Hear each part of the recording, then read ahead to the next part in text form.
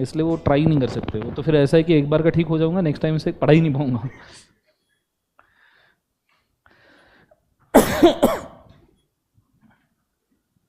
अभी हफ्ता हो गया रफली, हफ्ता 1.5 हफ्ता। ओके चलो, हर हर महादेव मित्रों, चलिए स्टार्ट करते, फोकस करना। सो हम थे सेल ऑफ गुड्स एक्ट के अंदर। मैंने जो ये प्लेलिस्ट है आपकी रिगार्डिंग रिवीजन की, फाउंडेशन की, इसके अंदर जो मैंने आईआरएफ और इसका रिवीजन आपको दिया था पहले, स्पेशल कॉन्ट्रैक्ट, और कल जो पार्टनरशिप का दिया था, मैं प्लेलिस्ट के अंदर ऐड करके रखा हुआ। एज पर योर कन्वीनियंस आप उसको कभी भी देख सकते हो। Is it very clear? हम थे सेल ऑफ गुड्स एक्ट में। आज हम सेल ऑफ गुड्स एक्ट खत्म करने की पूरी कोशिश करेंगे कि सेल ऑफ गुड्स एक्ट तो भी हमारा हो जाए। फिर एक बार सेल ऑफ गुड्स एक्ट हो गया कि फिर अपना कंपनी एलएलपी और निगोशिएबल रहता है। मैंने जानबूझ के आपको एलएलपी और निगोशिएबल का प्लेलिस्ट नहीं दिया, बिकॉज वो दोनों टॉपिक ओल्ड सिलेबस में अलग थे, नए सिलेबस में टोटली अलग है, और मैं नहीं चाहता कि आपको एलएलपी ओल्ड सिलेबस वाले टॉपिक से रिवाइज किया आ जाए। तो जो सेम था इसलिए मैंने आपको पार्टनरशिप दे दिया। Is it very clear? चलो स्टार्ट करते हैं, फोकस करना अच्छा तरीके से। Now we are going for sale of goods act.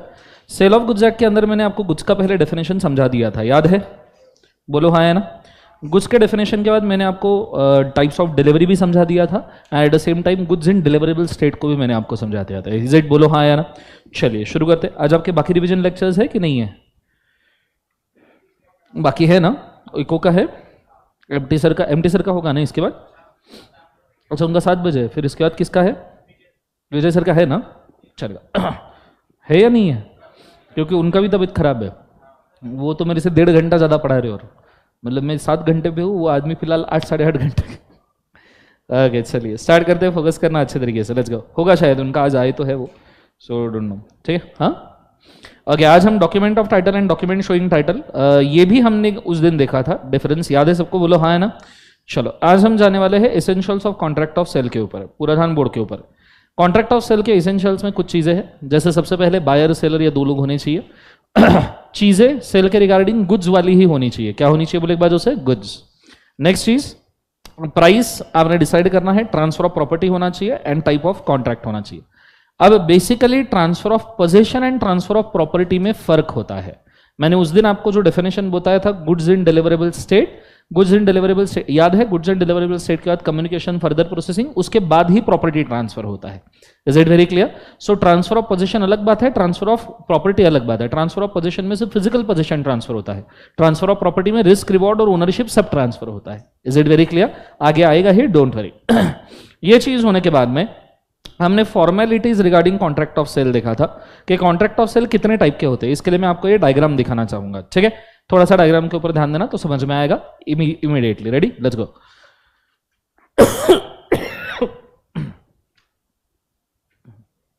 एक सेकंड, कमेंट्स खोल दूं। ओके, अब कितने टाइप के कॉन्ट्रैक्ट ऑफ सेल होते हैं उसको पहले मैं यहां पे समझा दूं। ओके, उसको पहले समझा दूं। आप देख सकते हो कॉलम वाइज, अगर यहां पे आप देखो तो मैंने 2 कॉलम्स किए हैं। सबसे पहला कॉलम है प्राइस के हिसाब से।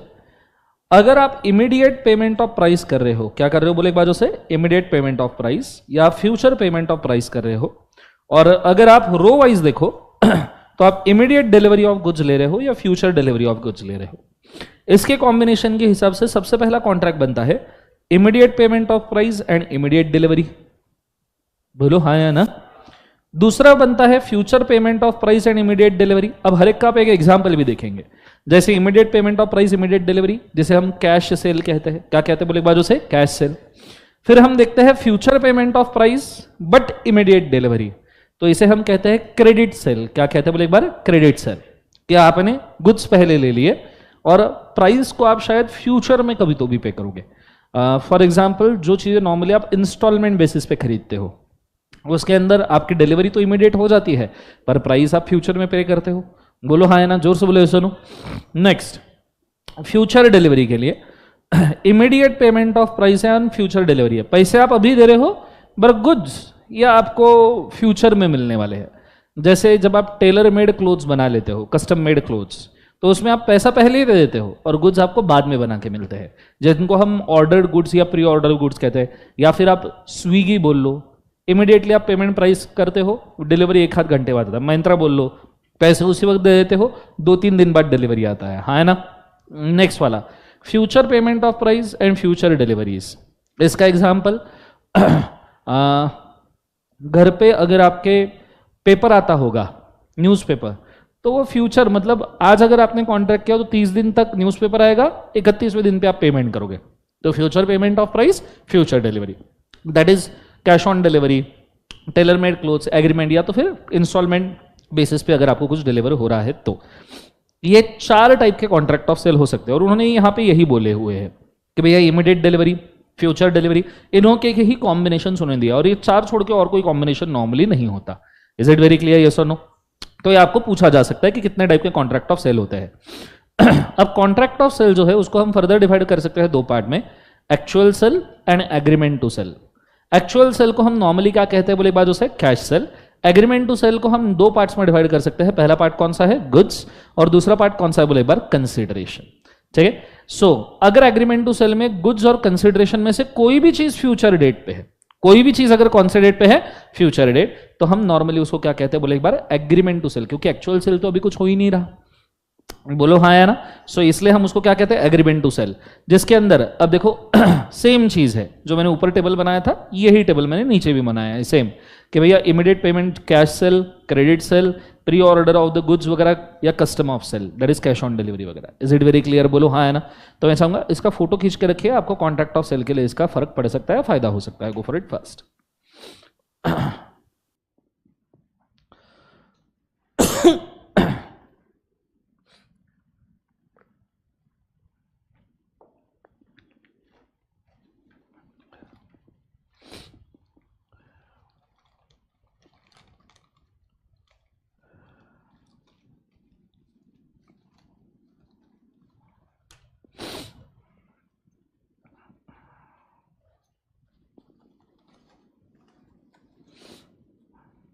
ओके, डन एवरीबॉडी, बच्चों बोलो हाँ है ना।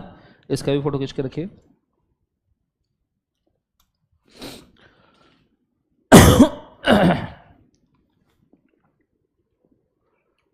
चलो हो गया सबका, बोलो हाँ है ना। ओके, ये चीज होने के बाद अब कॉन्ट्रैक्ट ऑफ सेल हमारा हो चुका है। इसके बाद में हम आगे बढ़ गए थे, हमने अगली चीज देखी थी subject matter of the goods या destruction of the subject matter of the goods. अब बोर्ड के ऊपर ध्यान देना, छोटा सा चार्ट है, इससे समझ में आएगा। कॉन्ट्रैक्ट ऑफ सेल जो होता है वो 2 पार्ट के ऊपर डिपेंड होता है, एक तो मूवेबल प्रॉपर्टी, नहीं तो इमूवेबल। अब देखो सेल ऑफ गुड्स एक्ट में इमूवेबल प्रॉपर्टी तो कॉन्ट्रैक्ट तो हो ही नहीं सकता, क्योंकि sale of goods act is regarding goods, तो इसमें कौन सी प्रॉपर्टी होनी चाहिए बोले एक बार, मूवेबल। अब मूवेबल प्रॉपर्टी है, मूवेबल प्रॉपर्टी अगर डिस्ट्रॉय हो गई कॉन्ट्रैक्ट ऑफ सेल वाली प्रॉपर्टी ही डिस्ट्रॉय हो गई तो कॉन्ट्रैक्ट क्या हो जाएगा, वॉइड एब इनिशियो। जैसे मैंने आपको घोड़ा बेचने का कॉन्ट्रैक्ट किया, नाउ घोड़ा is a movable property, whether it is goods, yes और नो। यस, लाइव स्टॉक में माना जाता है, बोलो हाँ है ना। मैंने आपको घोड़ा बेचने का कॉन्ट्रैक्ट किया, घोड़ा बेचारा मर गया, तो मुझे बताओ कॉन्ट्रैक्ट वैलिड है या वॉइड एब इनिशियो है? कॉन्ट्रैक्ट क्या हो जाएगा बोले एक बार से, वॉइड एब initio. Is it very clear, हो हाँ है ना। या तो फिर अगर गुड्स पेरिश भी हो गए तो भी आपका कॉन्ट्रैक्ट क्या हो जाएगा, वॉइड। सो 2 तरीके से कॉन्ट्रैक्ट ऑफ सेल वॉइड होता है। पहला कि destruction of the subject matter, कि कॉन्ट्रैक्ट परफॉर्म करने के टाइम पे अगर आपका गुड सब्जेक्ट मैटर डिस्ट्रॉय हो गया तो कॉन्ट्रैक्ट वॉइड है, या गुड्स पेरिश भी हो गया तो भी कॉन्ट्रैक्ट क्या है बोले एक बार से, वॉइड। तो नीचे लिखिएगा एक छोटा सा नोट इसके ऊपर, the contract of sale becomes void, the contract of sale becomes void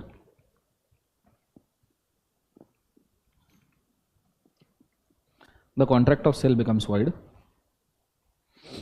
if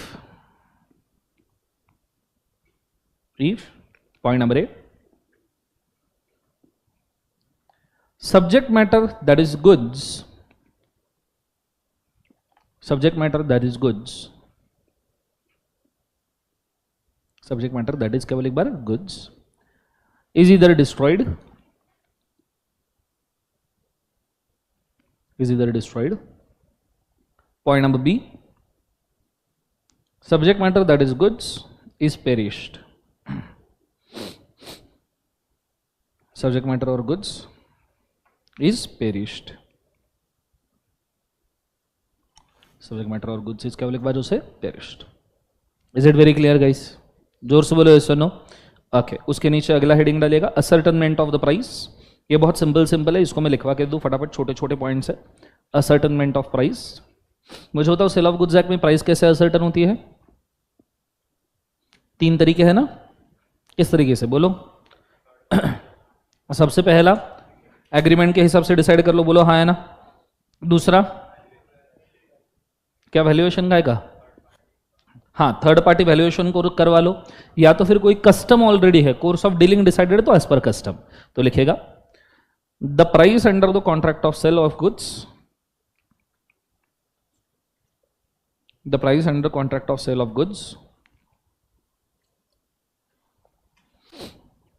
the price under contract of sale of goods will be decided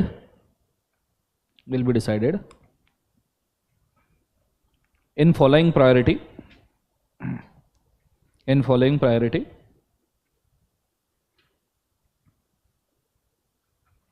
first, नीचे लिखना first, as decided by contract of sale,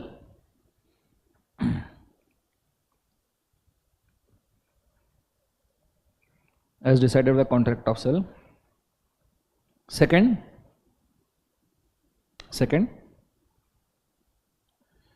कौन सा था?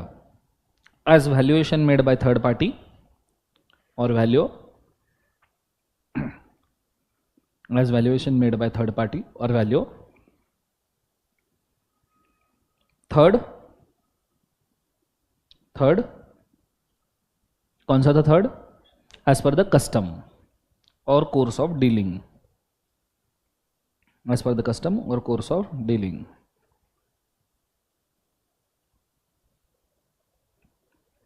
Full stop लिखा सबने। फिर उसके बाद में हम एक इंपॉर्टेंट टॉपिक के ऊपर जा रहे हैं, that is condition and warranty. सुना है सबने कंडीशन वारंटी? क्या होता है बच्चों कंडीशन मतलब? कंडीशंस एंड वारंटी मतलब, कंडीशन मतलब क्या होता है? Collateral to contract, it is essentials of contract, and what is warranty? Collateral. Example? Okay, मैंने इसके बहुत सारे एग्जाम्पल दिए थे, एक एक वापस देखते। देखो पहले समझा दूं, कंडीशन का मतलब सब जन सुनना, लाइव स्ट्रीम में भी बहुत अच्छे से ध्यान देना, आपको अगर समझ में आए तो मेंशन भी करना। कंडीशन का मतलब होता है सुनेगा बहुत अच्छे से, ऐसी चीज जो उस गुड्स के टाइप से बेसिकली एक्सपेक्टेड है कि ये गुड अगर मैंने खरीदा तो ये तो बेसिकली इतना तो करेगा। फॉर एग्जाम्पल, जब तुम गाड़ी लेते हो, कार, या तो फिर चलो लैपटॉप का एग्जाम्पल लेते हो। जब तुम लैपटॉप लेते हो, ये देखो मैंने यहां पे एग्जाम्पल भी देके रखा है कॉलमिनार फॉर्म में। जब तुम लैपटॉप लेते हो तो लैपटॉप से तुम्हें बेसिकली क्या एक्सपेक्टेड है कि पहले लैपटॉप शुरू होना चाहिए, सभी सॉफ्टवेयर एटलीस्ट माइक्रोसॉफ्ट ऑफिस के सभी software, Word, PowerPoint, Excel ठीक से चलना चाहिए, विंडोज ठीक से चलना चाहिए, बोलो हाँ है ना। तुम ये एक्सपेक्ट करते हो कि इसके ऊपर छोटे मोटे वीडियोस प्ले हो जाने चाहिए, ऑडियो अच्छे से आना चाहिए, बोलो हाँ है ना। और तुम छोटे मोटे रोजमर्रा के काम करते आने चाहिए, बोलो हाँ है ना। अब ये कंडीशन हुआ कि लैपटॉप ऐसे चलना चाहिए, विंडोज चलना चाहिए, छोटे मोटे वीडियो दिखने चाहिए, ऑडियो सुनते आने चाहिए, माइक्रोसॉफ्ट ऑफिस चलना चाहिए, कंडीशन हुआ, ये एक बेसिक लैपटॉप से एक्सपेक्टेड है। पर अगर अब तुम एनिमेशन वाले हो, वीडियो एडिटिंग वाले हो, तो तुम्हें हायर कॉन्फ़िगरेशन का लैपटॉप लगेगा। तो तुमने सेलर को बोला कि भाई मेरे को बेसिक लैपटॉप तो चाहिए ही चाहिए, पर उसको इतना मजबूत बना के दे दे कि उस पर एनिमेशन के वीडियोस, हायर ग्राफिक्स वाले वीडियोस बहुत अच्छे से चलने चाहिए, रेंडर होने चाहिए, हायर डेफिनेशन के वीडियोस क्रिएट करते आने चाहिए, वीडियो एडिट होते आने चाहिए। अब ये जो तुमने एडिशनल बोला, दिस बिकम्स वारंटी। ये जो आपने एडिशनल डिमांड किया, ये क्या हो गया? वारंटी। अब इसके अंदर देखो कंडीशन क्या है? ऑडियो, वीडियो, सॉफ्टवेयर ये सब ठीक से चलना चाहिए, कंडीशन हो गया। What is warranty? 8K resolution, Dolby digital sound, Atmos sound, ये आपका वारंटी हो गया। अब इसमें अगर कंडीशन ब्रीच हुआ, कभी भी याद रखना कंडीशन ब्रीच होता है तो कॉन्ट्रैक्ट वॉइड हो जाता है। तो कॉन्ट्रैक्ट क्या हो जाता है? वॉइड। जैसे इसमें ऑडियो वीडियो चला ही नहीं लैपटॉप के अंदर, तो कंडीशन ब्रीच हुआ, तो कॉन्ट्रैक्ट क्या हो गया? वॉइड। ऐसे केसेस में आप डैमेजेस क्लेम कर सकते हो, लॉस क्लेम कर सकते हो, कॉन्ट्रैक्ट तोड़ भी सकते हो। पर वारंटी ब्रीच हुआ, जैसे 8K आपने लैपटॉप बोला था 8K चाहिए, पर 8K नहीं चला, बेसिक 1080p चल रहा है या 720 पिक्सल चल रहा है, तो ऐसे सिचुएशन में आप सिर्फ उससे डैमेजेस क्लेम कर सकते हो। तो देखो ऊपर लिखा है कंडीशन ब्रीच हो गया, बायलैटरल लिखा है, कंडीशन ब्रीच हुआ, repudiate the contract, take the damages. But warranty breach हुआ मतलब एडिशनल डिमांड अगर ब्रीच हुआ, you can just claim the damages, आप कॉन्ट्रैक्ट तोड़ नहीं सकते। और एग्जांपल देता हूं जिससे आपको आइडिया आएगा। जैसे आपने कार खरीदी, अब बेसिक एक कार से एक्सपेक्टेड क्या है कि नॉर्मल स्पीड पे चलनी चाहिए, गाड़ी रास्ते पे चलनी चाहिए, बीच में बंद नहीं होनी चाहिए, पेट्रोल पे चलनी चाहिए, डीजल पे चलनी चाहिए, एक्सेट्रा, बराबर है। तुमने कार खरीदी, कार से बेसिक एक्सपेक्टेशन क्या है, चलनी चाहिए, इक्विपमेंट ब्रेक वगैरह सब ठीक चलनी चाहिए, दैट्स इट, बोलो हाँ या ना। लेकिन तुमने उसको बोला कि मुझे कार चाहिए motion sensor ADAS feature add करके, ऑटो पायलट ऑन करके, ठीक है, कि मैं हाथ गेयर से हटा दूं तो भी कार अपने आप चलनी चाहिए। ये वारंटी हुआ, बेसिक क्या है, कार चलनी चाहिए कंडीशन हुआ, पर एडास फीचर, ऑटो पायलट, ये क्या हो गया बोले एक बाजू से वारंटी, एडिशनल चीज। अब अगर कार तुमने फर्स्ट गियर डाला और कार रिवर्स आ गई, तुमने फर्स्ट गियर डालते सही कार क्या आ गई, रिवर्स, मुझे तो ये ब्रीच ऑफ कंडीशन है, ब्रीच ऑफ वारंटी है कंडीशन। तो ऐसे केस में तुम कॉन्ट्रैक्ट क्या कर सकते हो, रिप्यूडिएट। वही अगर तुम्हारा मोशन सेंसर नहीं चला, बैक कैमरा नहीं चला, आर यू अंडरस्टैंडिंग, या एडास नहीं चला, तो ये ब्रीच ऑफ क्या हो गया बोले एक बाजू से वारंटी। उस केस में आप क्या क्लेम कर सकते हो, damages. Is it very clear. और एक आधा एग्जांपल, अब जैसे मैंने बेड का एग्जांपल सो कोई बेड लिया, उससे एक्सपेक्टेड क्या है कि सोने लायक होना चाहिए, सॉफ्ट होना चाहिए, हाइजेनिक होना चाहिए, उसके अंदर सजीव प्राणी नहीं निकलने चाहिए, बोलो हाँ है ना। और साथ में आप एक्सपेक्ट स्प्रिंग बाउंस वगैरह, ये एडिशनल फीचर है, वारंटी है, आर यू अंडरस्टैंडिंग। अगर तुम बेड के ऊपर सोए और एकदम सजीव प्राणी आजू बाजू में घूमने लग गए, ऑब्वियसली बात है, ब्रीच ऑफ क्या हो गया, कंडीशन। लेकिन तुम्हें एडिशनल फीचर जो चाहिए थे वो नहीं मिले, दैट इज केवल एक बार से ब्रीच ऑफ वारंटी। तो उस केस में आप क्या क्लेम कर सकते हो, damages. Is it very clear guys, जोर से बोलो सुनो। तो ये है कंडीशंस और ये है वारंटी। उसका डिफरेंस भी मैंने दिखा रखा है कि condition is stipulation of essential और main purpose, warranty is stipulation of collateral to the main purpose, additional चीज जो आप मेन पर्पस को बोलते हो। जैसे कंडीशन टूटता है तो कॉन्ट्रैक्ट में आप रिप्यूडिएशन कर सकते हो, डैमेजेस क्लेम कर सकते हो, वारंटी टूटता है तो सिर्फ डैमेजेस ले सकते हो। ब्रीच ऑफ कंडीशन, देखो ब्रीच ऑफ कंडीशन को आप ब्रीच में भी treated as breach of warranty. Condition टूटा मतलब वारंटी भी टूट ही गया ना। सी कार से एक्सपेक्टेड था चलना, अरे चली नहीं तो एडास का क्या करोगे, फिर तो एडास भी खत्म है, फिर तो ऑटो पायलट भी खत्म है, बोलो हाँ है ना। और वही अगर हम वारंटी की बात करें तो breach of warranty is not a breach of condition. हो सकता है कार चल रही हो, सिर्फ एडास वर्क नहीं कर रहा, तो एडास वर्क नहीं कर रहा इसका मतलब क्या कंडीशन भी खराब है क्या, नहीं, कंडीशन अच्छी है। Is it very clear guys. इसलिए आप देखना डे टू डे लाइफ में जब भी आप कोई सेकंड हैंड गुड्स वगैरह परचेस करते हो ना, आप भी एक दूसरे को पूछते हो, अगर तुमको कि भैया सेकंड हैंड में फोन है, तुम पूछो फोन की कंडीशन कैसी है, कंडीशन कैसी मतलब बेसिक फीचर चल रहे क्या, आर यू अंडरस्टैंडिंग, यस और नो। इसलिए वो वर्ड वहां से आया, कंडीशन कैसी है, कॉन्ट्रैक्ट एक्ट में से कि गाड़ी की कंडीशन क्या है, ये कंडीशन क्या है, कंडीशन अपन पूछते हैं ना, इसकी कंडीशन क्या है। समझो कोई आदमी हॉस्पिटल में भी एडमिट है, तुम पूछते हो कंडीशन क्या है, मतलब बेसिक फीचर तो भी आदमी के वर्क कर रहे क्या, आर यू अंडरस्टैंडिंग, यस और नो। सो ये चीज आपको आइडिया आना चाहिए। Is it very clear guys, जोर से बोलो यस और नो। चल, ये होने के बाद में कौन से केसेस में condition is to be considered as warranty, कौन से केसेस में कंडीशन को ही वारंटी माना जाता है, कंडीशन को ही एडिशनल फीचर माना जाता है, कौन से केसेस में। जैसे आपने सामने वाले ने लैपटॉप दिया आपको, अच्छा लैपटॉप बना के दिया, तुमने बोला कि मेरे को लैपटॉप में वीडियो रेंडरिंग के लिए चाहिए, ग्राफिक्स के लिए चाहिए, वीडियो एडिटिंग के लिए चाहिए। सामने वाला बोला मैं चेंज तो कर दूंगा लैपटॉप के अंदर, तुम्हारे हिसाब से बना दूंगा, पर गारंटी नहीं चलेगा, नहीं चलेगा। तुम बोल रहे हो नहीं चला, चलता, पर मुझे बना के दे। इसका बेस्ट एग्जांपल है कस्टम मेड बाइक्स, ठीक है। तुम और मेनली रॉयल एनफील्ड गाड़ी के ऊपर ही होता है। तुम रॉयल एनफील्ड खरीद के कस्टम मेड बाइक्स के शोरूम में गए, उसको बोला भैया इसको ना मेरे को हार्ले डेविडसन बना दो, बोलो हाँ या ना। वो बोले सर बना तो दूंगा, पर बाद में क्या होगा, मेरी गारंटी नहीं है, बाइक चलेगी नहीं चलेगी। तुम बोलते हो बना भाई, मैं रिस्क ले लेगा, टेंशन मत ले। अब बेसिक आरटीओ के फीचर्स के हिसाब से गाड़ी का कलर और साइलेंसर सेम होना चाहिए, बोलो हाँ है ना। अब उसने साइलेंसर ही पलट दिया कि तुम गाड़ी लेके जा रहे हो, पूरे चौक को पता चल रहा है। Is it breach of condition are taken as breach of warranty, कि तुमने ही उसको मुभा देगी, मेरे को कंडीशन ही, मेरे को वारंटी से फर्क, मतलब जो फीचर चाहिए वो चाहिए, कंडीशन से मेरे को, तो breach of condition is breach of warranty. Is it very clear, yes और नो। दूसरा, डिस्काउंट ऑन डिस्प्ले, ठीक है, iPhone and claim damages in case of क्या बोले एक बार से डिफेक्ट। अब नॉर्मली अगर आपने देखा होगा तो आईफोन वगैरह अब ऐसा समझ लो कि नॉर्मली डिस्प्ले में रखे हुए जो गुड्स होते हैं, डिस्प्ले में रखे हुए फोन्स वगैरह होते हैं ना, आप शोरूम में जाते हो तो डिस्प्ले में फोन रखे होते हैं। अब आपने फोन खरीदने की कोशिश की, उसने बोला नया फोन ऐसा ऐसा, तुम बोले भैया ये जो डिस्प्ले का फोन है ये सस्ते में दे दो मेरे को, ठीक है। ऐसा कई बार होता है ना कि डिस्प्ले के फोन सस्ते में बेचे जाते हैं। मैंने ऐसा सेम चीज किया था, घर पे मेरे टीवी लेना था, ठीक है। मैं शोरूम में गया, शोरूम में जाने के बाद मैंने बोला मेरे को टीवी चाहिए। वो बोला सर टीवी वगैरह दिखा दिया उसने मेरे को। जब कॉन्ट्रैक्ट करने की बारी आई, पैसे देने की बारी आई, बोले सर एक प्रॉब्लम है, टीवी में तुमको 4 दिन बाद दूंगा। मैं बोला चाहिए तो आज ही मेरे को, ठीक है, मेरे घर पे फंक्शन है आज, मेरे को दिखाई देना कि घर पे टीवी लगा है मेरे, हाँ है ना। तो बोले नहीं सर टीवी तो नहीं है। तो मैंने उसको बोला फिर एक काम करिए, जो डिस्प्ले में टीवी लगाई ये दे दे, ठीक है, डिस्काउंट भी दे दे, डिस्प्ले का टीवी भी दे दे, क्योंकि ये तूने चलाया है ऑलरेडी, तो डिस्प्ले का टीवी दे दे, मैं रख लूंगा डिस्काउंट के ऊपर। तो बोले सर पर बाद में कुछ हो गया, तो मैं बोला चलेगा, दैट्स माय रिस्क, तू डिस्काउंट दे दे, मैं देख लूंगा। अब जब मैंने डिस्प्ले का टीवी उठाया, वो भी डिस्काउंट पे, ऐसे सिचुएशन में मैंने ब्रीच ऑफ कंडीशन को ब्रीच ऑफ वारंटी मांगा कि अगर अब टीवी नहीं भी चला तो मैं कॉन्ट्रैक्ट तोड़ नहीं सकता, क्योंकि मैंने खुद ने ब्रीच ऑफ कंडीशन को ब्रीच ऑफ वारंटी माना है। Is it very clear? तो आप जब डिस्प्ले पीसेस लेते हो, जैसे जो डेमो इसके लिए आती है ना कार्स, टेस्ट ड्राइव के लिए, वो टेस्ट ड्राइव वाली कार भी बेची जाती है, वो 30-40 हज़ार किलोमीटर चली हुई रहती है टेस्ट ड्राइव के अंदर, 10-1 हज़ार किलोमीटर रफली चली रहती है। अगर आप वो डिस्काउंट पे परचेस कर रहे हो तो उस कार्स के ऊपर कंडीशन नहीं आता है। Are you understanding? यस और नो? उन कार के ऊपर कंडीशन आता है क्या? नहीं। Is it very clear guys? जोर से बोलो यस और नो। नीचे अगला next one, marriage presentation equipments non performance. ऐसा कंडीशन आप बना रहे हो जो बहुत ही खूंखार है।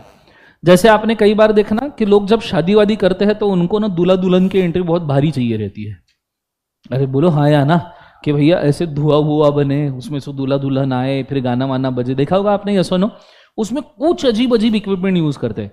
हवा में से दूल्हा दुल्हन को लाते हैं, फिर किधर से ऐसे गाड़ी के ऊपर दूल्हा दुल्हन को लाते हैं, नहीं तो एक ट्रॉली बनाएंगे उसमें लाएंगे, कुछ लोग तो क्रेन से उठा के भी ला लेते हैं। अरे बोलो हाँ या ना? अब ऐसे केस में तुमने एक ऐसा इक्विपमेंट बना लिया नॉर्मल सा कि ट्रॉली आ रही है, उसके ऊपर दूल्हा दुल्हन इकट्ठा आ रहे हैं। बोलो हाँ है ना? तो जब तुम इवेंट मैनेजर को बोलोगे ना ये ट्रॉली आ रही है, इसका क्या, उसको पूछो क्या गारंटी है ये चीज का, बोलेगा नहीं सर गारंटी नहीं है, बंद भी पड़ सकता है। मतलब बेसिक जो ट्रॉली जिस चीज के लिए बनी है वही नहीं चल रही।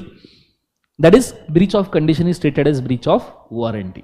Are you understanding? बोलो हाँ है ना? ये चीज को आपने याद रखना, ठीक है। सबसे आखिरी, where the fulfillment of any condition or warranty is excused by the law itself, कि कंडीशन और वारंटी का फुलफिलमेंट ही लॉ ने एक्सक्यूज करके रखा है। जैसे सिगरेट, तो अब सिगरेट नॉर्मली जो पीता है बेसिकली, तो आपने देखा होगा उसके अंदर क्या कंडीशन क्या वारंटी। आप कोई भी फूड प्रोडक्ट जब खाते हो तो फूड प्रोडक्ट से क्या एक्सपेक्टेड है, ये आपको हेल्दी रखे। What about cigarette? Food product की बेसिक कंडीशन क्या है? It shall keep you healthy. Cigarette में वो कंडीशन ही नहीं है। The breach of condition is treated as breach of warranty. Are you understanding? Yes और नो? जोर से बोलो हाँ है ना? ये चीज को आपने बहुत अच्छे तरीके से याद रखना है, ठीक है। Examples of the implied condition and warranty. Implied condition और वारंटी कहां कहां एग्जिस्ट करता है और इंप्लाइड कंडीशन क्या होता है? सबसे पहला, condition as to title. Normally जब आप किसी से गुड्स परचेस करते हो तो आपको एक बेसिक अंडरस्टैंडिंग रहता है ये गुड्स सामने वाले के ओनरशिप में है, या एटलीस्ट सामने वाले को पावर है इसको बेचने का। फॉर एग्जाम्पल, मैंने तुमसे फोन खरीदा, क्या मैं ये अज्यूम करूंगा तुमने चुरा के लाया है? ऑफ कोर्स नॉट, हाँ है ना? तो एक बेसिक कंडीशन होता है कंडीशन एज टू टाइटल। तो नीचे हेडिंग डालिएगा, ये इसका एक लिस्ट बनाना पड़ेगा अपने को, लिखेगा implied conditions and warranties. Implied conditions and warranties,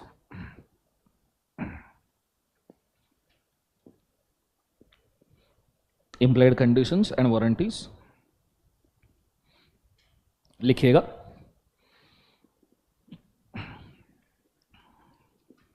point number 1, the basic implied condition is the basic implied condition is the seller have a title of goods. Basic implied condition is seller have title of goods, seller have title of goods or at least authority to sell the goods, or at least authority to sell the goods.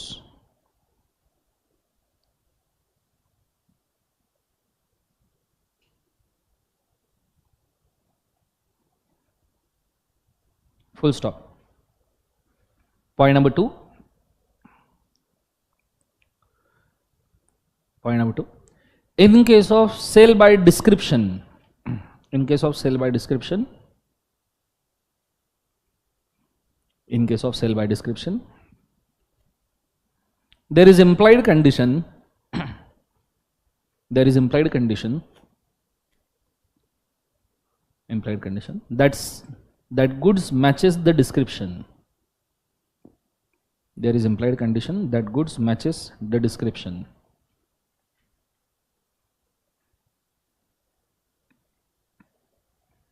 Goods matches केवल एक बाजू से description. Next point. Okay, आपको अगर description से कोई property बेचा गया, कुछ भी बेचा गया, तो हम ये अज्यूम कर सकते हैं कि गुड्स डिस्क्रिप्शन को मैच करे। बोलो हाँ है ना। For example pre booking of cars. अभी आपने देखा होगा नया कार लॉन्च किया महिंद्रा ने, थार रॉक्स। अब थार रॉक्स का किसी ने एक मॉडल भी देखा नहीं है, बट फिर भी ऐसा कहते हैं 15 मिनट के अंदर उसके सारी बुकिंग फुल हो गए।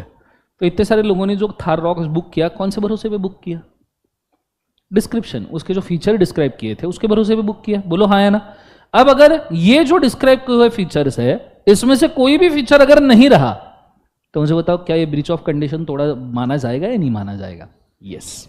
Is it very clear? जैसे उसके अंदर बोला रहा है कि भाई 4x4 व्हील ड्राइव है। 4x4 व्हील ड्राइव, जिनको नहीं पता बोल दूं कि चारों के चारों व्हील्स को इंजन पावर करता है, मतलब चारों व्हील्स इंजन पावर्ड रहते हैं। हालांकि नॉर्मल कार के अंदर 4 में से सिर्फ 2 ही व्हील्स पावर्ड रहते हैं, बचे हुए 2 व्हील्स सिर्फ उसको सपोर्ट करते हैं। पर इसमें चारों व्हील इंजन पावर्ड रहते हैं, मतलब चारों व्हील रोटेट होते हैं बेसिकली। ठीक है, बाकी कार्स के अंदर 2 ही व्हील रोटेट होते हैं, वो बचे हुए व्हील्स को संभाल लेते हैं। ऐसा वाला सिचुएशन। Is it? जैसे मोटर बाइक में होता है, मोटर बाइक में पावर आपके पीछे के व्हील को जाती है, सामने वाला व्हील तो सिर्फ डायरेक्शंस के लिए होता है। Is it? बोलो हाँ है ना। उस प्रकार अब उसमें बोला है अगर 4x4 व्हील गाड़ी है थार रॉक्स, बेसिक मॉडल भी 4x4 है, तो हमारी बेसिक कंडीशन ये हो गई कि 4x4 ड्राइवन होना चाहिए। Is it very clear? बोलो हाँ या ना। सबको समझ में आ रहा है पक्का? हाँ या ना। नेक्स्ट वाला point number 3। In case of sale by sample, in case of cell by sample, in case of cell by sample, it is expected it is expected that goods shall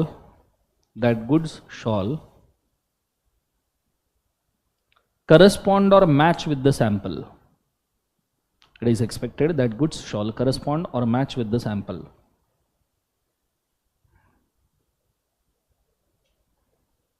Which shall correspond or match with the sample. For example, display में लगे हुए example चाहिए तो लिख के रखो, displayed phones, displayed cars etcetera.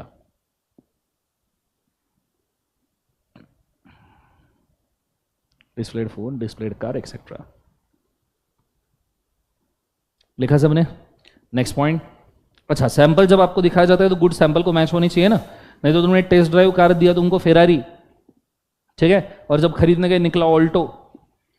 Is it very clear? ये सुनो नीचे। Next point. When goods are sold as to some quality और fitness, when goods are sold some quality और fitness,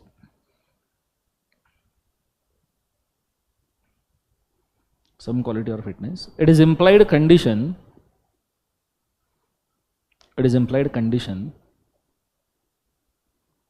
that they matches such a quality standards,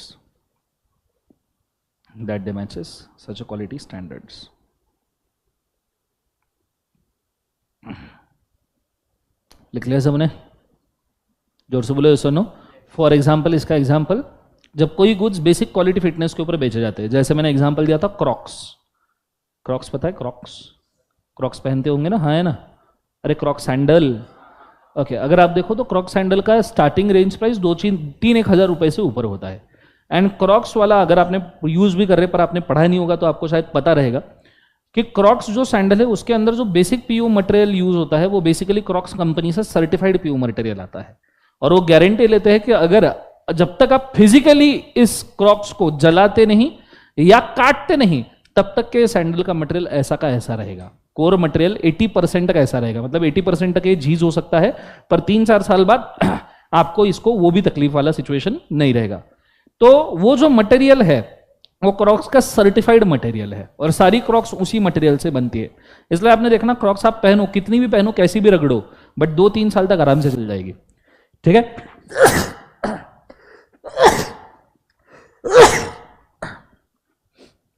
अब ये उनका basic condition हो गया, माय मिस्टेक।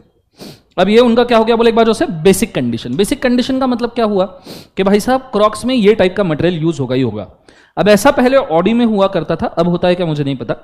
ऑडी में ऐसा कहा जाता था, ऑडी ने खुद के बीच में सेफ्टी के ऊपर जब बहुत सारे इश्यूज हुए थे तो ऑडी के ऊपर जब क्वेश्चन उठा था कि सेफ्टी ठीक है कि नहीं है, बहुत पहले की बात है, तो ऑडी ने उसके ऊपर एक कंडीशन डाल दिया था कि अगर हमारी ऑडी आप यूज कर रहे हो और कभी आपने ऑडी ठोक दी और उस केस में ऑटो ब्रेकिंग सिस्टम या एयर बैग्स ये चीजें अगर वर्क नहीं हुई आपके एक्सीडेंट के वक्त, तो ऐसे केसेस में हम आपको नेक्स्ट ग्रेड का Audi free of cost gift कर देंगे।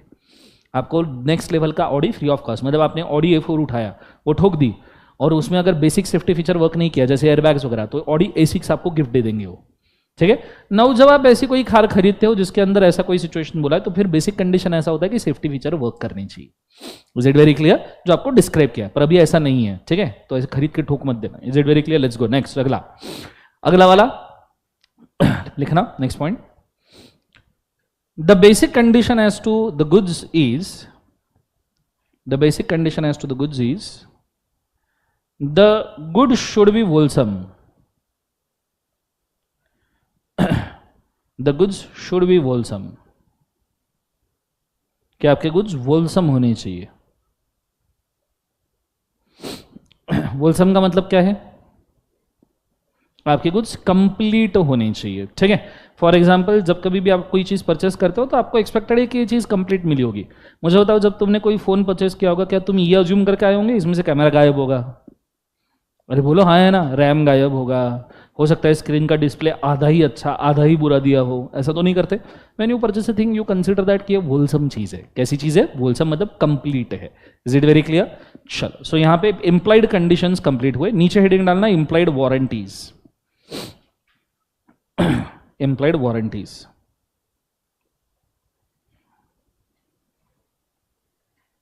implied warranties, उसके अंदर लिखना implied warranties में point number 1, warranty as to undisturbed possession. Warranty as to undisturbed possession.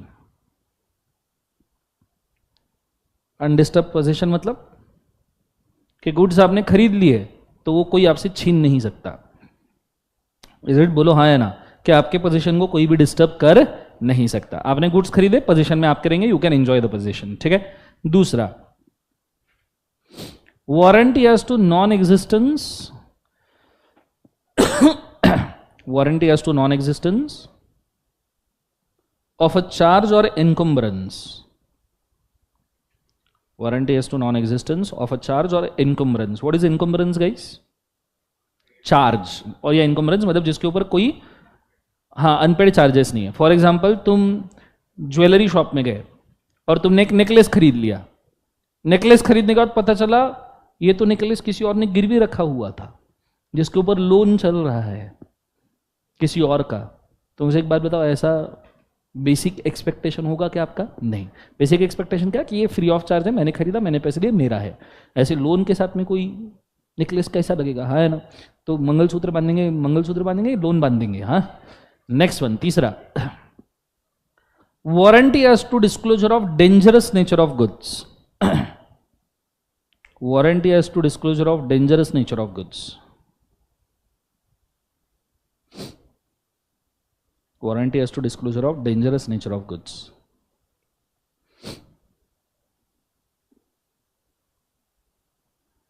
Warranty as to disclosure of dangerous nature of goods. मुझे बताओ, perfume लगाते हो? अरे हाँ है ना, उसके ऊपर इनफ्लेमेबल का साइन होता है। बोलो हाँ है ना। बचपन में तुमने एक प्रयोग भी किया होगा हाँ ना, कि ऐसे माचिस की तीली भड़का के उसके ऊपर ड्रैगन। उसमें भी एक और प्रयोग किया होगा, तुमने नहीं किया होगा तो बता था। ऐसे डीओ लेने का या कुछ भी, जमीन के ऊपर ऐसे सर्कल मारने का, गोल गोल गोल गोल लाइट बंद करने का, आग लगाने का, मस्त रिंग बनता है। Please try this at home. ठीक है तो ये चीज करने का तो आपको पता चलेगा। मेरे बच्चे को मेरे को करके दिखाना है एक आध दिन सॉरी। सो ये चीज को आपने याद रखना। दूसरी बात, लड़कियां कॉस्मेटिक्स यूज करती है नहीं तो ऐसे बोल रहे बाप और बाप मतलब मुंह सफेद झूठ मुंह पे नहीं करते सर। सो अगर तुम कॉस्मेटिक्स यूज करते हो तो कॉस्मेटिक्स के ऊपर लिखा रहता है नॉट फॉर इंटरनल कंजम्पशन, कि आप इसको खा नहीं सकते। पता चला लिपस्टिक लगाते लगाते आम this is how it doesn't work ना, यस और नो। तो नीचे warranty has to disclosure nature dangerous nature of public बाजू से गुड्स। नेक्स्ट वाला अगला next point, warranty has to quality and fitness of trade. Warranty has to quality and fitness of trade.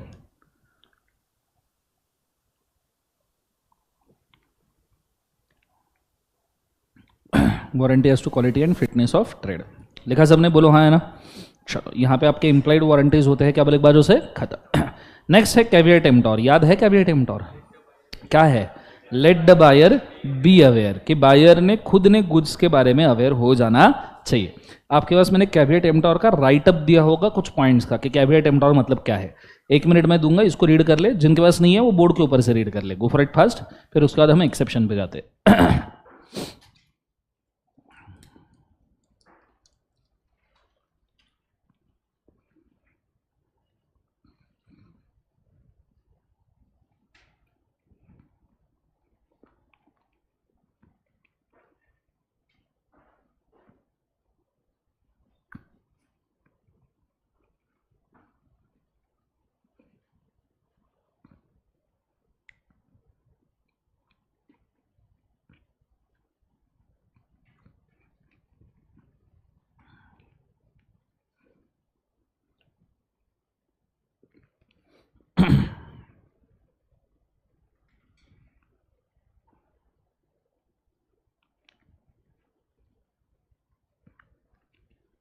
चलो read किया सबने, बोलो हाँ है ना।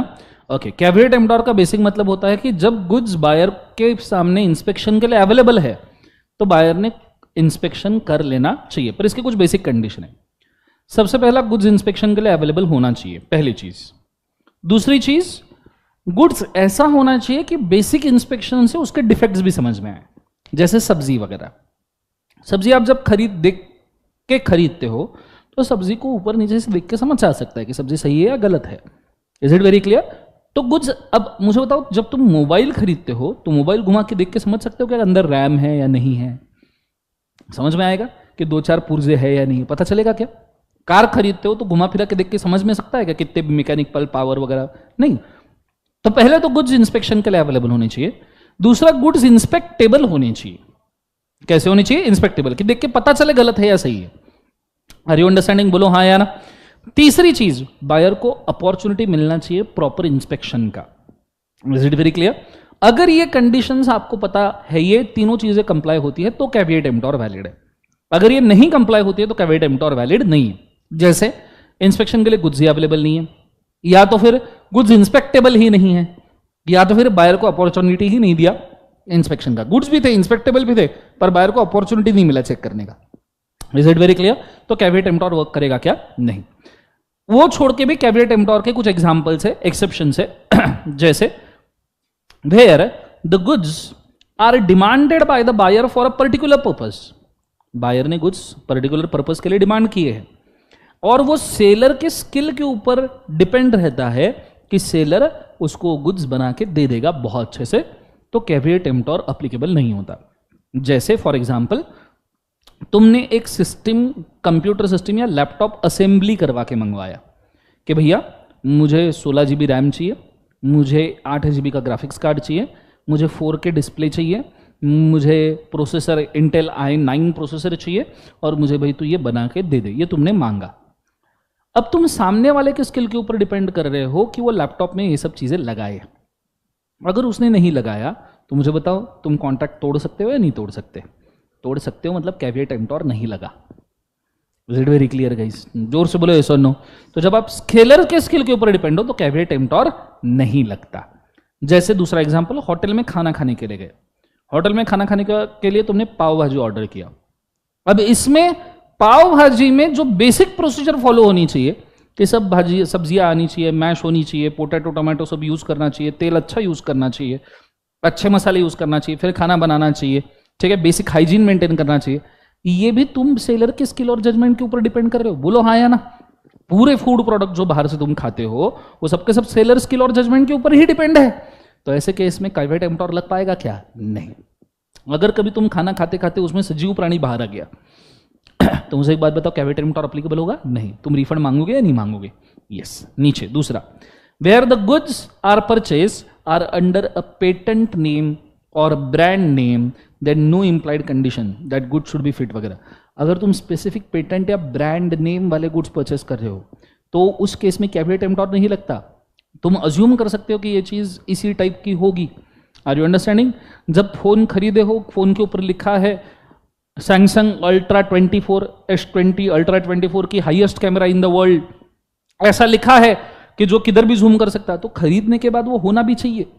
अगर जोर से बोलो सुनो, और अगर नहीं हुआ तो ऑब्वियसली कैविटी एम्प्टोर लगेगा क्या? नहीं। Is it very clear? उस केस में आप कंपेंसेशन मांग सकते हो क्योंकि you purchase the goods under brand name. Is it very clear? बोलो हाँ या ना।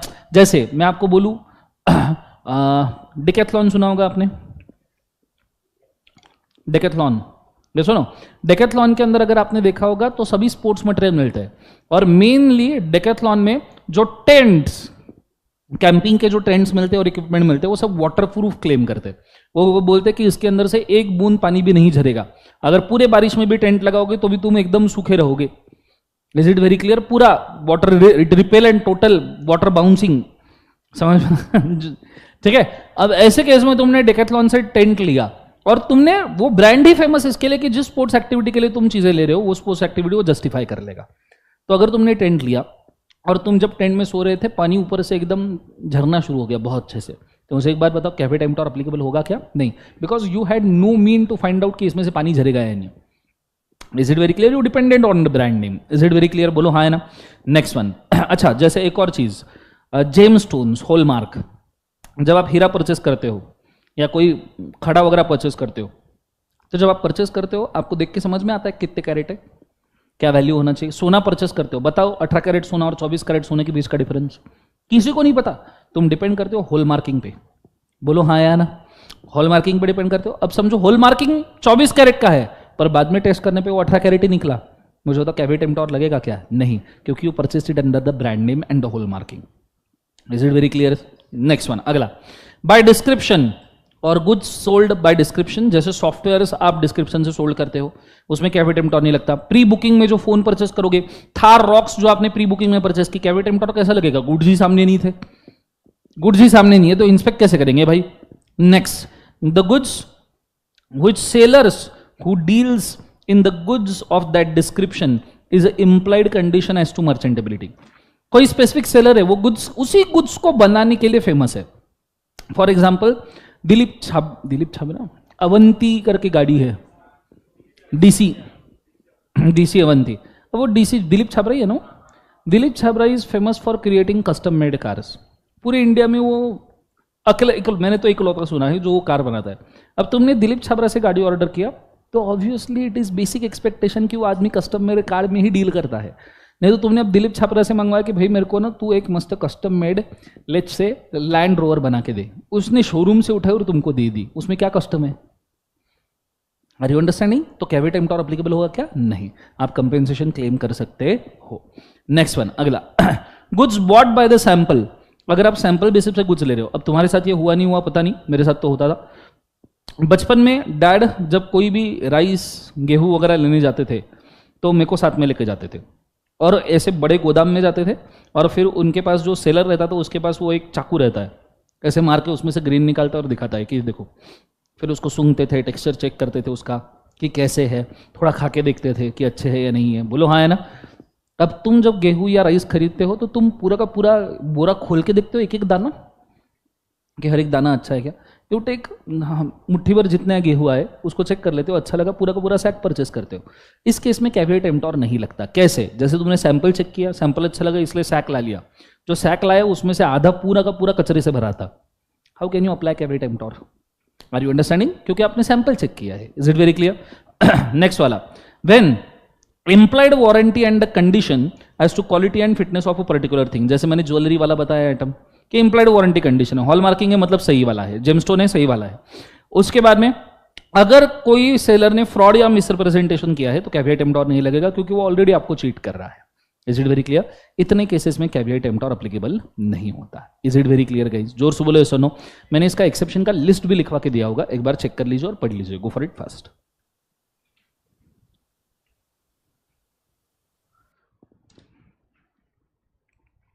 इसका डायग्राम ड्रॉ करके दिया होगा ना, ये वाला, सी दिस, ये पूरा का पूरा। किसी को चाहिए तो फोटो खींच लो इसका, सेम ही चीजें लिखी है। लाइव स्ट्रीम में समझ में आ रहा है क्या बच्चों? प्लीज बोलिए, कंफर्म कीजिए। लाइव स्ट्रीम में सबको समझ में आ रहा है क्या? प्लीज बताइएगा, फोटो खींच लो चाहिए तो।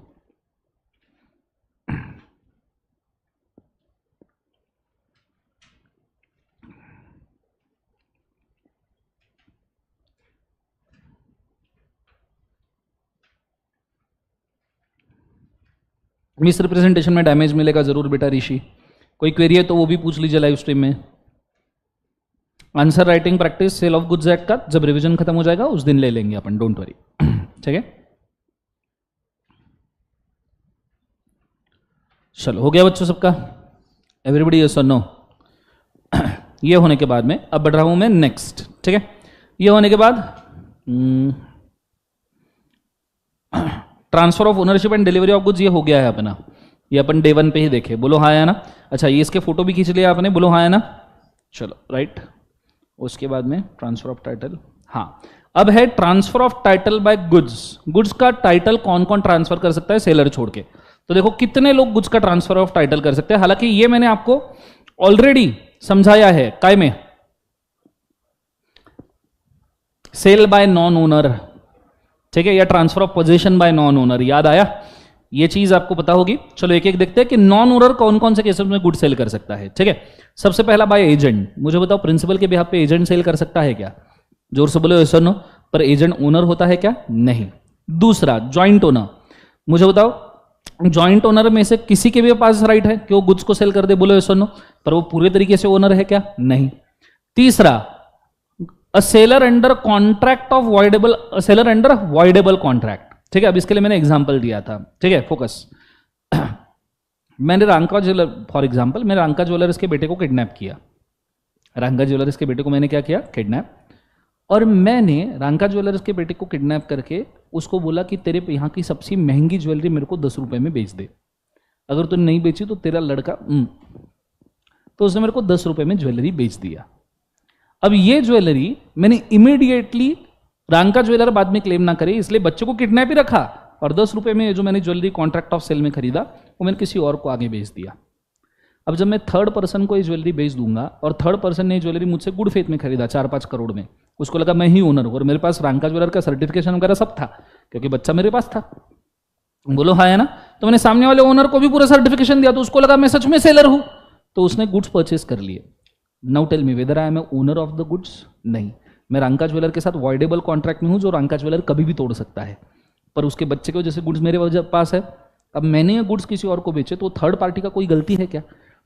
थर्ड पार्टी पूरे के पूरे गुड्स रख सकता है, but Ranka jeweller can claim damages from me. Are you understanding?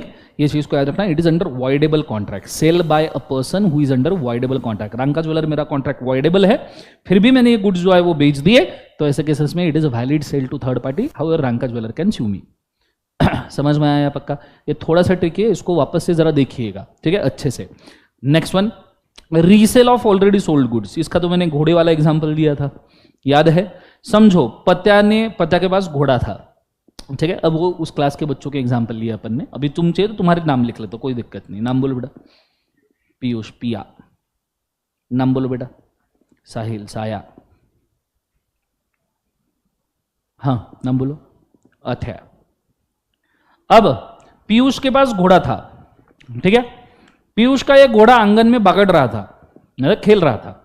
एक दिन साया आया, उसने देखा पीयूष के पास घोड़ा बहुत जबरदस्त है। साया बोले घोड़ा कितने में बेचेगा? पीयूष बोले 5 लाख। साया ने चेक दे दिया 5 लाख का, ये ले बोले। समझ में आ रहा है? पर पीयूष बोले कि ठीक है मैंने घोड़ा तो बेच दिया, पर टेंशन मत ले, तू 5 लाख देके चला जा, घोड़ा मैं धो वो के पॉलिश वॉलिश करके तेरे घर पे भेज दूंगा। घोड़े को चमकाना पड़ता है ना अच्छे से, मस्त, बोलो हाँ है ना? सो घर पॉलिश करके तेरे घर पे भेज दूंगा। अच्छा पीयूष ये बोला, साहिल बोला बहुत बढ़िया, भेज दे। फिर जब पीयूष घोड़े को पॉलिश कर रहा था वहां अथया आया। अथया ने घोड़े को देखा, अथया खुश हो गया, बोले अरे वाह क्या घोड़ा है, जबरदस्त चमक रहा है, बोले मेरे को चाहिए। वो पीयूष को बोलता है कितने में दिया? अब पीयूष को लगा अच्छा अपॉर्चुनिटी है कि भैया घोड़े के ऊपर प्राइस मिल गया, अगर अच्छा तो बेच दूंगा, 5 लाख तो सिक्योर्ड है, ज्यादा मिले तो अच्छा। बोले 10 लाख का। अथया बोले चलेगा। अथया 10 लाख का चेक फाड़ता है, पीयूष को देता है। नाउ सेम घोड़ा जो पीयूष ने बेचा है ऑलरेडी साहिल को, वो सेम घोड़ा वो अथया को बेच रहा है। Resale of already sold goods. Are you understanding? तो ऐसे सिचुएशन में आपको पता है किसके पास टाइटल जाता है? The title goes to Athiya. Athiya के साथ ये कॉन्ट्रैक्ट वैलिड है अगर अथ्या गुड फेथ में है तो। अथ्या को अगर नहीं पता है कि ऑलरेडी सोल्ड घोड़ा है तो अथ्या घोड़ा लेके जाएगा, ठीक है। और इस सिचुएशन में साया कैन क्लेम डैमेजेस फ्रॉम किससे बोले एक बार से? Piyush. Is it very clear? Resale of already sold goods. समझ में आया? पक्का जोर से बोलो सुनो। और सबसे आखिरी दो, the person who is in position of goods before it sale can sell such goods. मतलब कॉन्ट्रैक्ट ऑफ सेल होने के पहले आपके पास गुड्स आ गए, ठीक है, तो ऐसे सिचुएशन में वो गुड्स आप बेच सकते हो किसी और को। जैसे कई बार एडवांस में डिलीवरी ऑफ गुड्स आ जाता है। अरे बोलो ऐसा नो। Next one, if a person represent himself as the owner of the goods and sells them without objection of the original owner then he is a valid seller, ठीक है। For example मेरी कल विजय सर के पास थी, BMW थी for example, जो मेरे को समझो मतलब सो विजय सर ने वो कार किसी और को बेच दी, ठीक है। और दर्शन मेरे को बोल दिए, दर्शन सर टेंशन मतलब सेकंड हैंड में बहुत अच्छा प्राइस लेके दूंगा तुमको। मैं बाहर बेचने गया मार्केट में तो 20-25 लाख में जा रही है। विजय सर बोले मैं 30 लाख ला लूंगा। मैं बोला बेच दो। उन्होंने कार बेच दी मेरी वाली और मैंने एग्री कर लिया। अरे वाह क्या बात है। तो he is a non owner selling my goods, still valid. This is called ratification of contract of sale. This is also called as ratification of contract of sale. Is it very clear? चाहिए तो कृपया इसकी photo खींच लीजिए। Go for it fast. Photo लीजिए। Live stream में समझ में आ रहा है क्या? जरूर बोलिएगा।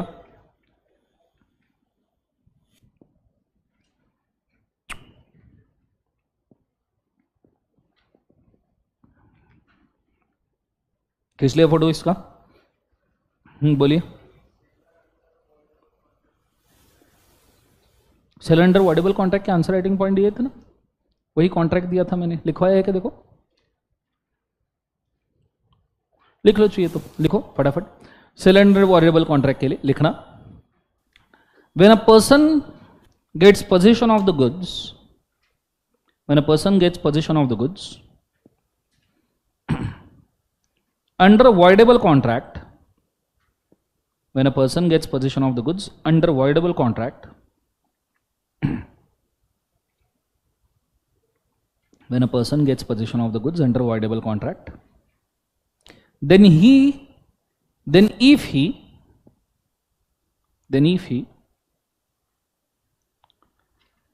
sells such a goods, then if he sells such a goods to any third party, then if he sells such goods to any third party, then it will be a valid sell. It will be a valid sell to protect the third party.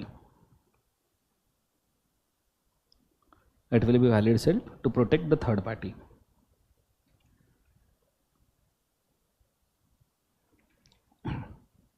And an aggrieved party can claim damages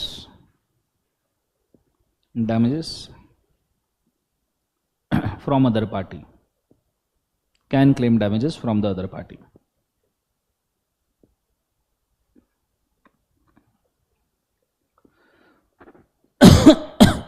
लिख लिया सबने? चलो next heading डालिएगा, rules regarding delivery of goods. Next लिखेगा rules regarding delivery of goods.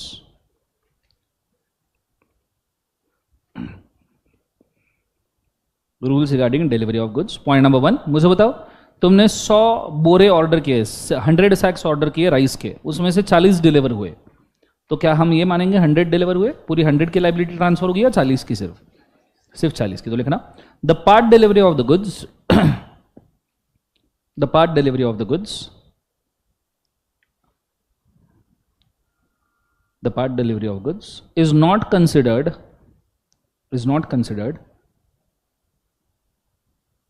the part delivery of goods is not considered as a delivery of the whole.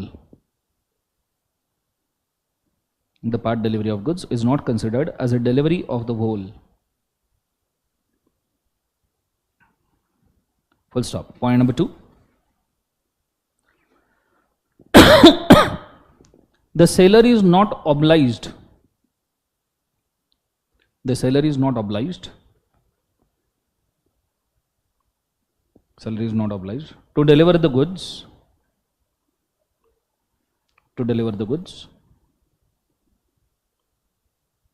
unless buyer apply for the same, unless buyer apply for the same,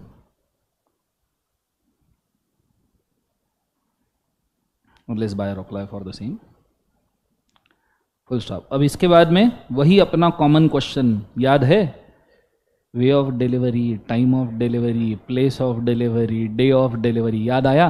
कैसा रहेगा ये बताओ? As per agreement, as per custom, business place, business hour, business day, business time, और business place नहीं होगा तो घर पे। Is it very clear? तो लिखना the time, place, day and way of delivery, the time, place, day, the time, place, day and way of delivery, way of delivery will be decided as per point number A, as per agreement, मतलब first लिखना, ए नहीं, first as per agreement, second priority as per custom, second priority as per custom, third priority क्या है? at business time, business place, business day, third priority at business time, business place, business day।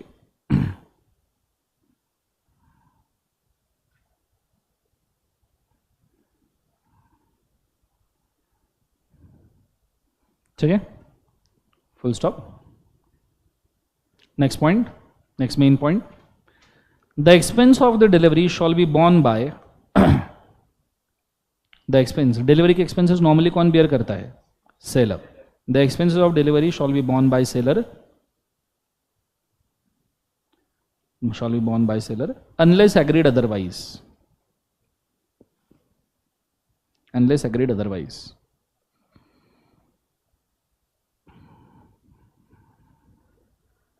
next point, in case of delivery of wrong quantity,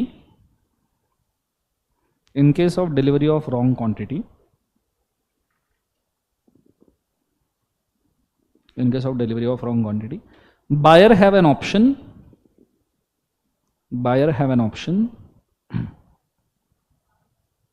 to accept or reject the goods,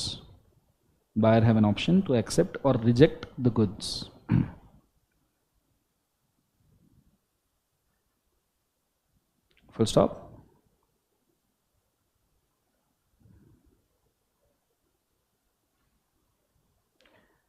in case of delivery by installment, next point, in case of delivery by installment,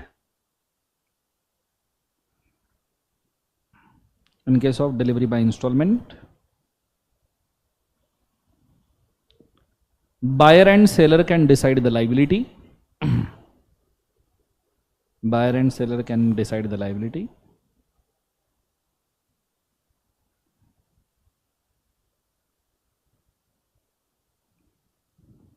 next point, in case of deterioration of goods, अगर डिटोरियोरेशन होता है तो loss कौन beer करता है? Seller या buyer? Normal डिटोरियोरेशन होगा तो कौन बियर करेगा? बायर। जैसे पेट्रोल ट्रांसपोर्ट करते हुए उड़ता है ना, तो मैं भेजा था भैया 1000 लीटर, उसमें से 2 लीटर उड़ गया, तो कौन बियर करेगा? बायर, नॉर्मल लॉस करके। Is it? बोलो हाँ है ना। So in case of deterioration of goods, loss will be borne by buyer, full stop. लिख लिया गाइस सबने? यहां पे खत्म होता है rules of delivery. Is it very clear? Next आता है unpaid seller. Divided into 2 parts, फटाफट ध्यान दीजिएगा, इजी है, पूरा चार्ट ही बना के रखा है। Divided 2 parts, right against goods, right against buyer. Right against goods में कितने हैं? 3, right of lien, right of stoppage in transit, right to resell the goods. Right of lien मतलब गुड्स को अपने साथ ही रखना, भले ही प्रॉपर्टी ट्रांसफर हो जाए पर गुड्स को अपने पोजीशन में ही रखना, ठीक है। This can be exercise in the case of goods are sold on cash and no payment received. Goods are sold on credit and credit period is expired, तो आप गुड्स का पोजीशन रख लो। Is it very clear? कुछ लोग बोलते हैं insolvency के केस में राइट ऑफ लीन लगता है, पर इंसॉल्वेंसी के केस में राइट ऑफ लीन नहीं लगता, नॉन पेमेंट के केस में लगता है। अब इंसॉल्वेंसी होगा तो ऑटोमेटिक पेमेंट तो आएगा ही नहीं, ठीक है। पर दूसरा right of stoppage in transit, ये सिर्फ इंसॉल्वेंसी में लगता है। When stopped in a transit, आपने रेलवे से गुड्स भेजे थे, सामने वाले बायर का चेक बाउंस हो गया, बिल बाउंस हो गया, तो आप स्टॉपेज इन ट्रांजिट कर सकते हो। इसके कुछ कंडीशन है, can be exercise, seller is unpaid, parted with goods, parted with goods मतलब गुड्स ट्रांजिट में है, बायर बिकम्स इंसॉल्वेंट, इसमें बायर इंसॉल्वेंट होना बहुत मजबूरी है, नजदीक मतलब कंपलसरी है, याद रखिएगा। And goods are in transit, used the right as per law, तो आप स्टॉपेज इन ट्रांजिट करवा सकते हो। राइट टू रीसेल, जो गुड्स है वो आप आपके पोजीशन में तो किसी और को भेज दो, अभी अभी हमने घोड़े का एग्जांपल देखा था। फिर बायर के अगेंस्ट आपके 3 राइट्स है। पहला, suit for price and specific performance, आप बायर के ऊपर केस कर दो कि भैया पैसे दे या फिर स्पेसिफिक परफॉर्मेंस कर कॉन्ट्रैक्ट का, जो भी एग्री किया है वो। दूसरा, सूट फॉर डैमेजेस, डैमेजेस में आप कितने डैमेजेस मांग सकते हो? Nominal, special, liquidated, vindictive, interest and deterioration, ये हमने कॉन्ट्रैक्ट में पढ़ा था, बोलो हाँ या ना, टाइप्स ऑफ डैमेजेस। और सबसे आखिरी, रिप्यूडिएट द कॉन्ट्रैक्ट, आप कॉन्ट्रैक्ट को तोड़ सकते हो, एंटीसिपेटरी ब्रीच कर सकते हो, डैमेजेस भी ले सकते हो एंड कॉन्ट्रैक्ट को रिसाइन भी कर सकते हो। ये है आपका अनपेड सेलर के राइट्स। चाहिए तो फोटो खींच लीजिए, right against goods, right against buyer, काम में ही आएगा। ये बना के दिया था ना मैंने चार्ट।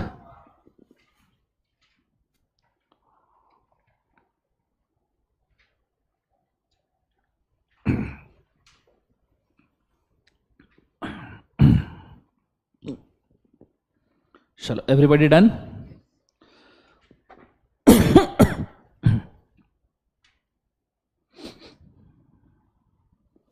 इस साइड भी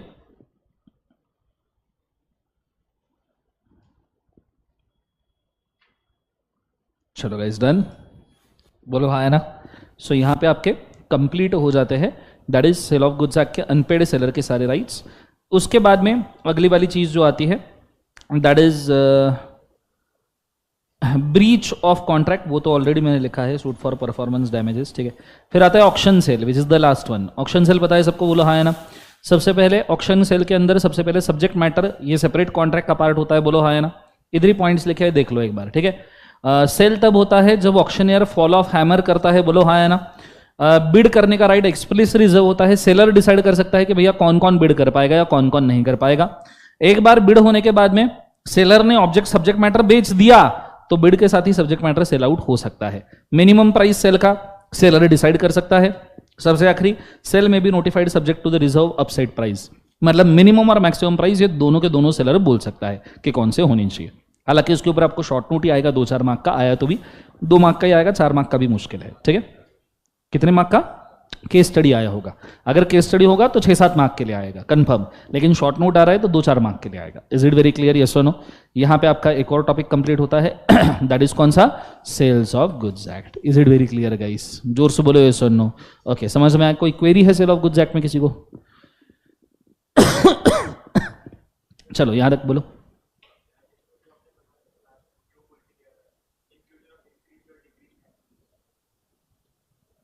इंक्लूजन ऑफ मॉड्यूल के अंदर होगा, hold. Good, sale of goods act में पढ़ाया था मैंने, होल्ड।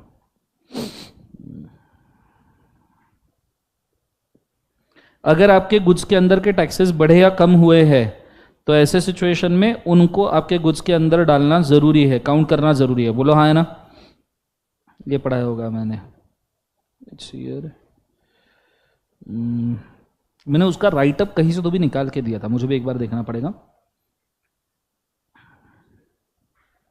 नहीं, मेरे को याद है मैंने किधर से तो भी लाया था वो। अनपेड सेलर में पढ़ाया था, श्योर।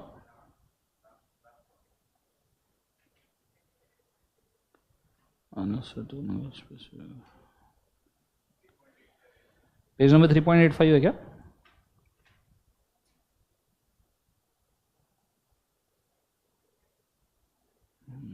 लास्ट यूनिट में होगा।